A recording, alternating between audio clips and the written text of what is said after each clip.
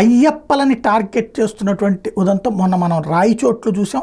ఎవరు ఎందుకు చేశారు అన్నటువంటిది దానికి సంబంధించి అసలు ప్రభుత్వం నుంచి ఎలాంటి వెర్షను లేదు, పోలీసు నుంచి కూడా ఎట్లాంటి వెర్షను లేదు. అయ్యప్పలు వెళ్తుంటే జరిగింది అన్నటువంటిది భజన చేసుకుంటూ వెళ్తున్నాను. ఇప్పుడు ఇట్లాంటి అంటే ఒక చోట జరిగినప్పుడు పట్టించుకోకపోతే మరో చోట జరుగుద్దా, లేదా దేశవ్యాప్తంగా అయ్యప్పల్ని టార్గెట్ చేశారు తెలియదు. తమిళనాడులోని తిరువారూరు జిల్లాలో కొత్తనల్లూరు ప్రాంతంలో దేవేంద్ర కుల వెల్లలార్ కులానికి చెందిన వాళ్ళు ఎక్కువగా ఉంటారు. ఆ ప్రాంతానికి చెందిన వెల్లలార్ కులానికి చెందిన దళితులు సుమారు 50 మంది అయ్యప్ప భక్తులు దర్శనానికి వెళ్తూ ఉంటే మరియమ్మన్ గుడి దగ్గర వాళ్ళ మీద దాడి జరిగింది.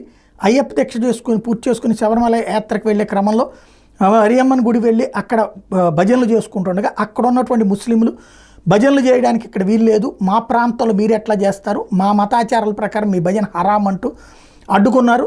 అలాగా దానికి నాయకత్వం వహించినటువంటి ముస్లిం నాయకుడు షేక్ ఫజల్, అబ్దుల్ ఖాదర్, సద్దాం హుస్సేన్ వీళ్ళందరూ కూడా ఆగమంటే వీళ్ళు అయ్యప్పలు ఆగలేదని వాళ్ళ మీద దాడి చేసినటువంటి సంఘటన. ఇప్పుడు పోలీస్ కేసు నమోదు చేస్తే అయ్యప్పలకి ఎలాంటి సహాయం అందించకపోగా అది ముస్లింల యొక్క హక్కుల్ని కాలరాస్తున్నారంటూ పోలీసులు వాళ్ళని మత ఉద్రిక్తతలు రెచ్చగొట్టే వాళ్ళుగా బెదరేయడం అన్నటువంటిది ఇప్పుడు చర్చనీయాంశమైంది.